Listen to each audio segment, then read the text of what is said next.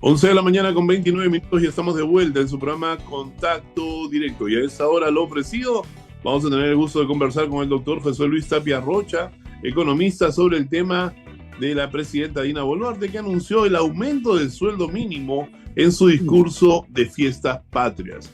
Doctor Tapia Rocha, mi gerente está preocupado. ¿Cómo puede ser esto? Dice que la señora esté ofreciendo cosas que muchos empresarios no están dispuestos pues a asumir. ¿Cómo está? Muy buenos días.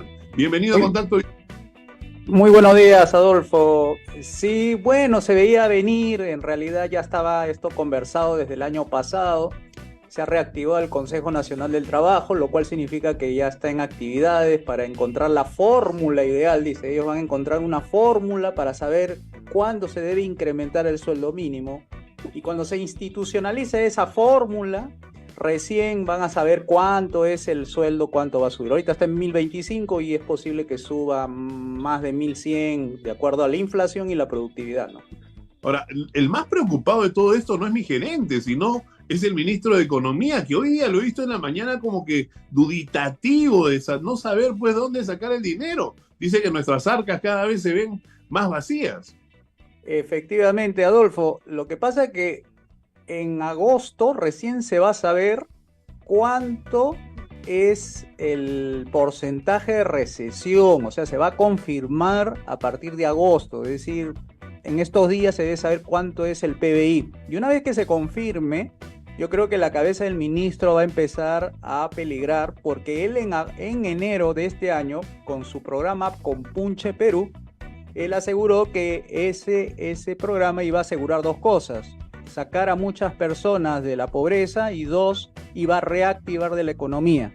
Esta última es la que todas las cifras parecen apuntar que no va a poder lograrlo, y ya pasó medio año desde ese programa y todo aparentemente está las cifras en contra del ministro. Entonces yo creo que habría que él pensar seguramente en presentar su carta de renuncia, ¿no?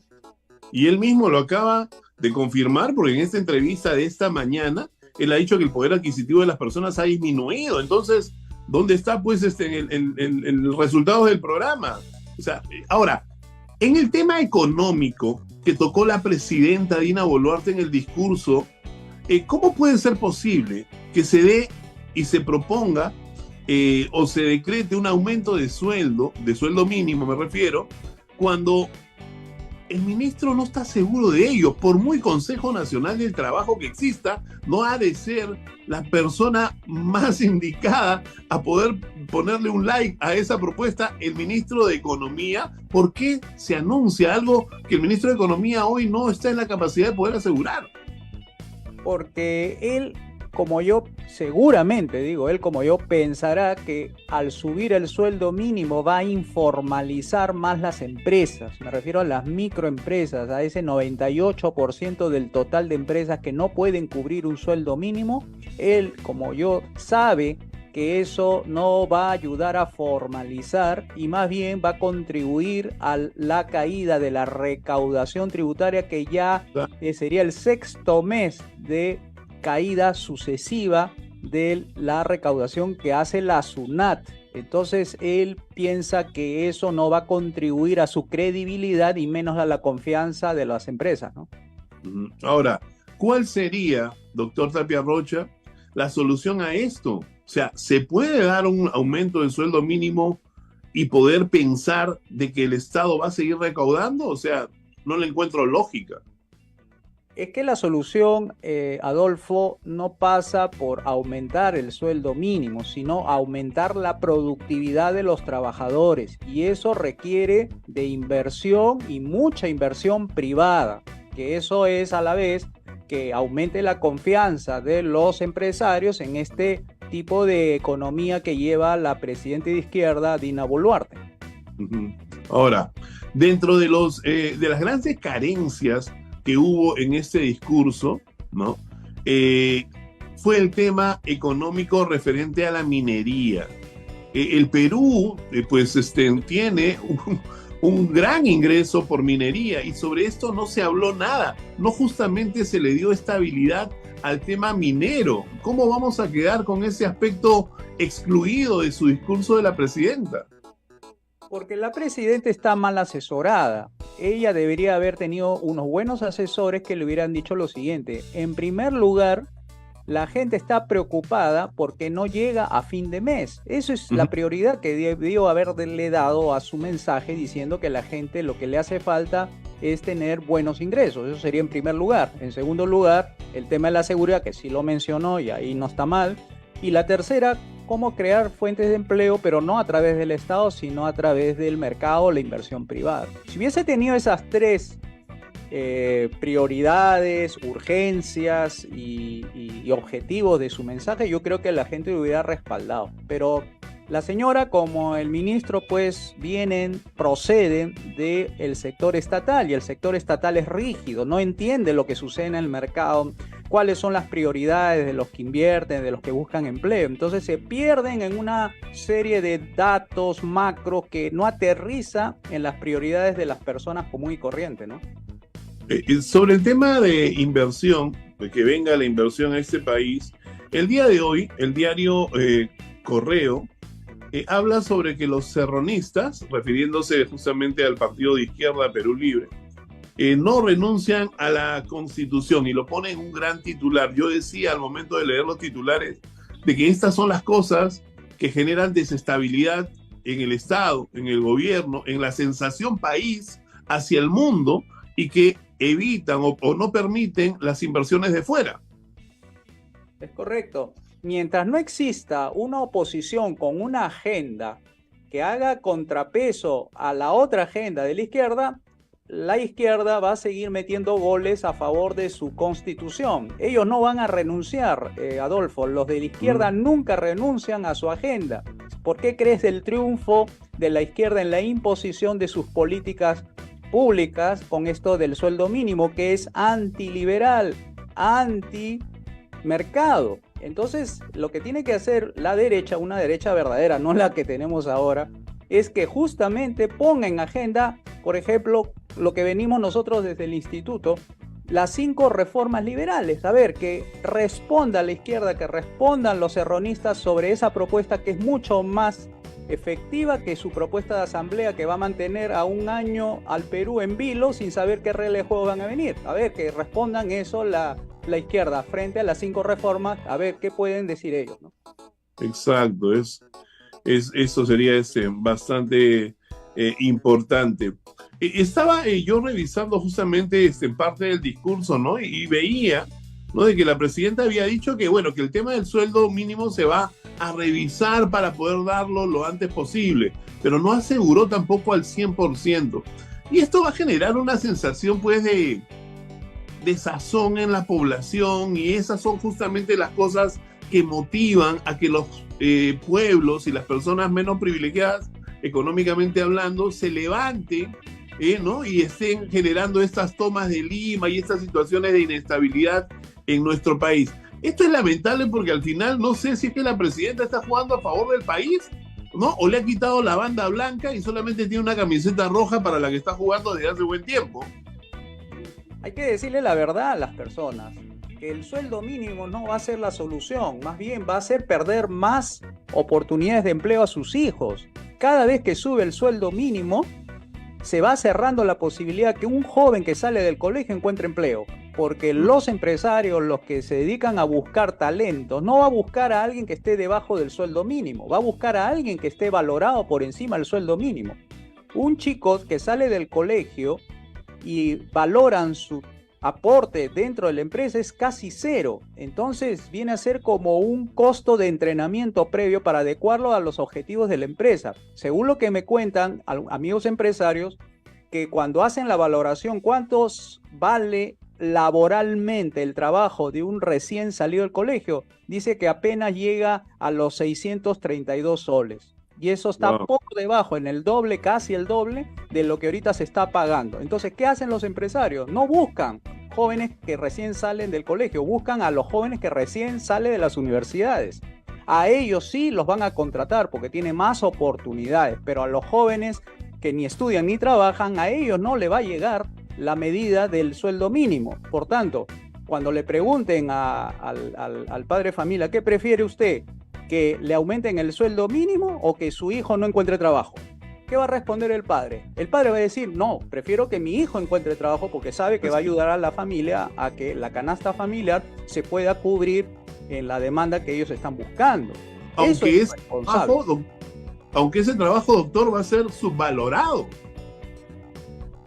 O sea, no va a encontrar un trabajo pues de sueldo mínimo, ni siquiera el actual. O sea, va a encontrar un trabajo subvalorado porque la realidad es que si es que se impone un nuevo sueldo mínimo, más empresas van a empezar a tomar personas por menos sueldos. Y ya sabemos que acá tenemos una gran competencia para los jóvenes que son los ciudadanos extranjeros que ganan medio sueldo mínimo y con eso sobreviven. Sí, por eso te digo, no va a poder formalizarse las empresas pequeñitas porque con ese tipo de valla que le pone que para tener un trabajador tiene que pagar de 1.025 para arriba, va a tener que contratar a los que valen más de 1.025. No van a contratar a los que valen menos porque ellos quieren productividad y la productividad se lo dan los trabajadores que tienen capacitación ya previa, ¿no? Y me preocupan los jóvenes que salen de los colegios y piensan que con lo que han aprendido van a poder conseguir empleo. Ellos van a ser los principales perjudicados de la medida del sueldo mínimo.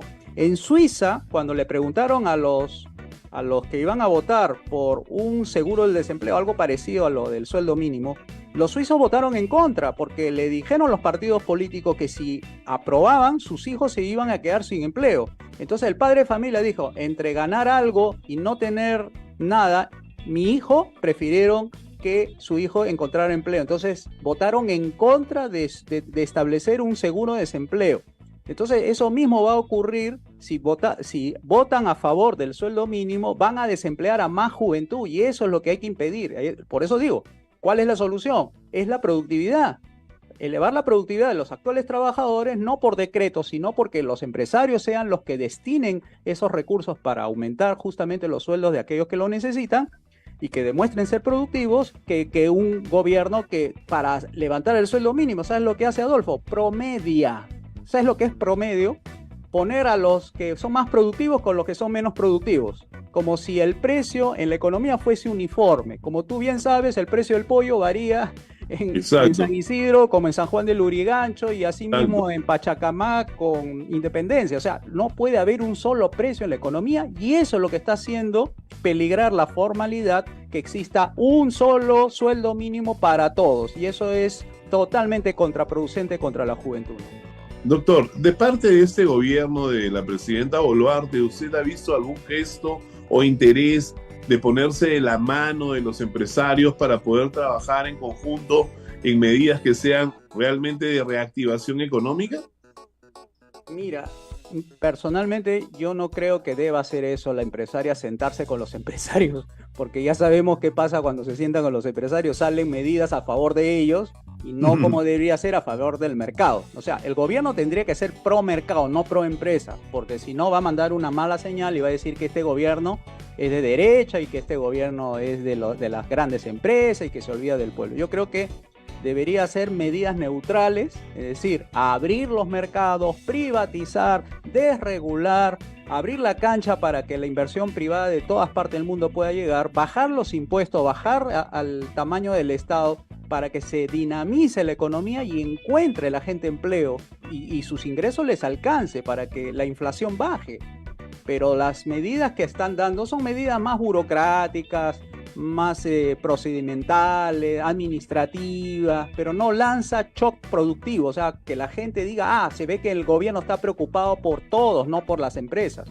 Por eso que es preferible que una presidente no se siente con empresas ni tampoco con trabajadores, porque las sindicales también son totalmente contraproducentes. Claro. Entonces tiene que ser un gobierno para todos, ¿no? Un gobierno de todos, para que todos puedan ver que este gobierno no está gobernando para una minoría, sino para todos, ¿no? ¿Y estas medidas, doctor, van a fomentar la formalización de empresas, de pequeñas empresas? Si ponen por el sueldo mínimo, no. Definitivamente, ahorita está en 85% de informalidad laboral, o sea, 8 de cada 10 solamente están en la calle y sin ningún tipo de derecho laboral y solamente 2 de cada 10 son los privilegiados que tienen su planilla, ¿no? Increíble, realmente preocupante. Doctor, En el caso suyo, ¿podría darle algún consejo o recomendación a las personas de casa, ¿no? Las personas de a pie que hoy están su frente a su televisor y que escuchan con preocupación que esta situación no se va a dar y que podría ser contraproducente incluso el que se dé un sueldo mínimo mayor al que hoy tenemos? Sí, lo primero que tenemos que decirle a las personas que si hay una elevación del sueldo mínimo va a salir perjudicando a la juventud y puede ser que uno de sus hijos no encuentre empleo. Entonces usted rechace, usted llame a la radio, diga que no le gusta esa medida, que no es apropiado, va a desemplear a mucha juventud, etc. La segunda es, si no encuentra en la formalidad algún tipo de empleo, que busque la forma de tener ingresos por la vía informal. No puede estar sin hacer nada, esperando que el gobierno le dé algo, o subsidios, eso, porque eso se acaba. Tarde o temprano el gobierno va a tener que hacer ajustes en la recaudación porque está cayendo y no va a poder recuperarlo en el corto plazo. Entonces, que si hay alguna manera de que pueda encontrar empleo, aunque sea siendo intermediario, por ejemplo, de una tienda que saque polos y se ponga a vender a la calle, y que esas personas que compran en la calle, que obviamente no le va a pedir factura, ni mucho menos, le venda lo más barato posible, vuelve a vender los polos que ya se les acabó y vuelve a venderlos. Esa es la forma más fácil. Solamente el talento lo único que tiene es convencer a las personas en la calle que le compren el polo, que hay muchos polos ahí que las tiendas tienen y no saben qué hacer con los polos dentro de la tienda, que aproveche la vía pública y se ponga a vender. Es lo mejor en estos momentos, ¿no? El emprendimiento va a ser una solución y una ayuda para todas las familias peruanas. Doctor José Luis Tapia Rocha, muchísimas gracias. Siempre un gusto conversar con usted. Hasta la próxima. Muchas gracias, Adolfo. Nos vemos pronto. Gracias. El doctor José Luis Tapia Rocha ha estado con nosotros, el economista, y hemos conversado sobre el anuncio del aumento del sueldo mínimo en el discurso de la presidenta Dina Boluarte, lo que estamos viendo, según las recomendaciones del profesional y el especialista en economía, no sería muy perjudicial para los jóvenes de nuestro país. Vamos a ir a una